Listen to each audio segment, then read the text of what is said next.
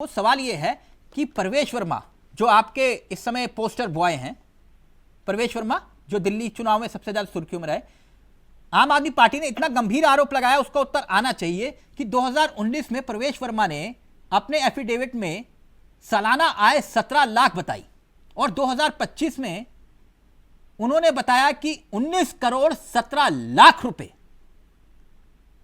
ये इस कमाई का तरीका दिल्ली वालों को अगर आप बता पाए तो बहुतों का कल्याण हो जाएगा। ये कैसे मतलब इतना इजाफा कर पाया? देखिए तिलक चावला जी, ना तो मैं उनका कोई कंपनी का मैनेजर हूँ, ना मैं प्रवेश वर्मा हूँ। नहीं, कंपनी की बात कहां से आई? नहीं नहीं नहीं नहीं नहीं नहीं नहीं, ना मैं उनकी कोई आय का स्रोत का कोई उनका मीडिएटर हूँ, ना मेरे को उनकी आय की कहां से इनकम होती है उसकी जानकारी है। ये सही सवाल है, आप मीडिया वाले लोग हैं, आप चैनल वाले लोग हैं, आप कल अपना बंदा भेज करके प्रवेश वर्मा जी से डायरेक्ट पूछ सकते हैं। इसमें कोई बड़ी बात नहीं है। 1100 रुपए कैश बांटने वाली बात ही नहीं कर रहा। नहीं नहीं नहीं, मैं अभी सिर्फ ये कह रहा हूं ना त्यागी जी, सुन तो लीजिए। त्यागी जी, आय कैसे बढ़ी? आपको हैरानी हुई? त्यागी जी सुन तो लीजिए, आपको हैरानी हुई क्योंकि ये कह रहे हैं कि भाई 5 साल में प्रवेश वर्मा की संपत्ति थी 3 करोड़ 20 लाख रुपए, ये बढ़कर हो गई 96 करोड़ 50 लाख रुपए, यानी कि 2915% की बढ़ोतरी हुई है।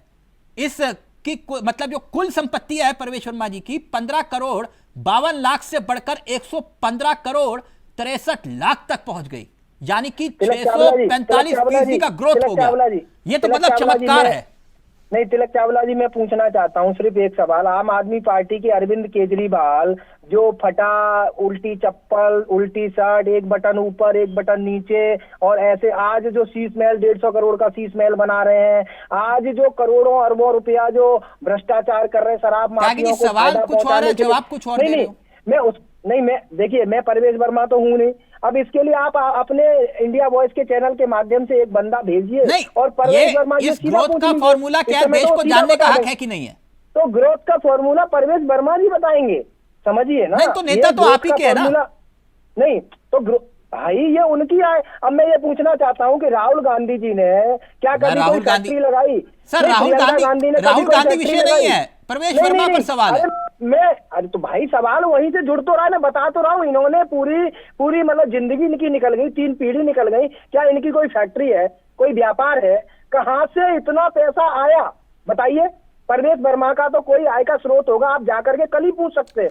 5 साल में प्रवेश वर्मा की सालाना आय अगर 11,488% बढ़ गई तो ये तो अपने आप में आपको बताना चाहिए फॉर्मूला, ताकि देश का कल्याण हो कि नहीं? देखिए मैं क्या हूं आप बताइए? हम एक आम कार्यकर्ता है भारतीय जनता पार्टी के। इसके लिए संविधान है, नियम है, कानून है, आरटीआई है, कुछ भी डालिए। और ज्यादा सबसे अच्छा तरीका है कि इंडिया वॉइस के चैनल के माध्यम से जाएं और पूछें। लेकिन मेरी 2 बात जो मैं बोलना चाह रहा था, तकी साहब ने नहीं बोलने दिया। अब ये बोले नहीं, मैं बोलना चाहता हूँ। ये बार बार जो इनको हार का, जो इस समय इनके आम आदमी पार्टी के जितने भी प्रवक्ता है ना, जो हार के मारे बौखलाए हुए हैं, डरे हुए हैं, ऐसे किसी को बोलने नहीं देते। बीच में कोई भी व्यक्ति बोले, मुद्दा क्यों भटका रहे हो आप? या यमुना साफ नहीं कर पा रहे हैं। तो यमुना पे चुनाव लड़ोगे आप, हिंदू मुसलमान कहां से ले आते हो? फिर नहीं थे लोग, दिल्ली में ही नहीं रहते थे, और उन लोगों की जांच के लाखों करोड़ों रुपया। आपका एक फॉर्मूला रहा महाराष्ट्र के चुनाव में, खासतौर पर हरियाणा के चुनाव में, बटेंगे तो कटेंगे, बटेंगे तो कटेंगे, बटेंगे तो कटेंगे। ये दिल्ली में लगता है आपको ये बटेंगे कटेंगे चलेगा, क्योंकि योगी जी की भी एंट्री होने वाली है, सुनने में आया। देखिए तिलक चावला जी, भारतीय जनता पार्टी जो काम करती है वो राष्ट्र हित में, देश हित में, सनातन हित में, हिंदू हित में, बहुसंख्यकों के हित में काम करती है। और ये मोदी जी ने भी कहा है और योगी जी भी ने कहा है। योगी जी ने भी। मैं पूछ रहा हूँ, ये बटेंगे कटेंगे चलेगा दिल्ली में? 100% चलेगा। जब तक हम लोग एकजुट नहीं रहेंगे, एकजुट नहीं रहेंगे तो बटेंगे तो कटेंगे, ये सत्य बात है। आप पाकिस्तान में देख लीजिए, चाहे आप अरे तकी साहब सुनते लो, अरे तकी साहब सुनते लो, आपके बांग्लादेश के, हमारे यहाँ के हिंदुस्तान के मुसलमानों पर भी अटैक कर रहे हैं। आपको क्यों लगता है कि ये बटेंगे कटेंगे चलेगा दिल्ली में? देखिए तिलक चावला जी, 500 वर्ष का, 1000 वर्ष का आप इतिहास उठा करके देख लीजिए। चाहे ईरान हो, इराक हो, इंडोनेशिया हो, फिलिस्तीन, कहीं का भी, आप पाकिस्तान हो, बांग्लादेश हो, आप जहां का भी इतिहास उठा करके देख लीजिए, वहां के सनातनी हिंदू या कहां गए सारे लोग? या एकदम से नहीं तो इतनी फिर दिल्ली के जनसंख्या कैसे चुनाव बढ़ में गई? ये मुद्दे का मतलब मैं नहीं, समझा नहीं। नहीं, इससे दिल्ली दिल्ली की के जनता नहीं, का क्या दिल्ली के मतलब, चुनाव में योगी जी दिल्ली क्या कहते हैं? दिल्ली में जो है योगी जी ने बिजली, पानी, सड़क, महाकुंभ का शिक्षा, आयोजन किया। दिल्ली के मुद्दे ये होने चाहिए, या फिर आप कह रहे हो कि नहीं वे बटेंगे कटेंगे चलेगा, इसके बिना चुनाव नहीं हो सकता? दिल्ली, ये विपक्षियों को सोचना चाहिए, जो विपक्षी लोग नहीं, ये तो आप कर रहे हो ना। नहीं नहीं, हम नहीं कर रहे। लेकिन आपको लगता नहीं है कि ये 80-20 वाला आप कर रहे हैं मामला? देखिए तिलक चावला जी, हम नहीं कर रहे। ये कह रहे हैं कि झारखंड में भी आपका बटेंगे कटेंगे नहीं चल पाया था, वहां हेमंत सोरेन ने सरकार देखिए चाहे पश्चिम बंगाल हो चाहे झारखंड हो, वो बांग्लादेश की सीमा से लगे हुए राज्य हैं, और सबसे ज्यादा जो रोहिंग्या मुसलमान बसे हुए हैं वो झारखंड में है और पश्चिम बंगाल में है। ये दिल्ली में चुनाव आया तो हिंदू मुसलमान भी आ गया।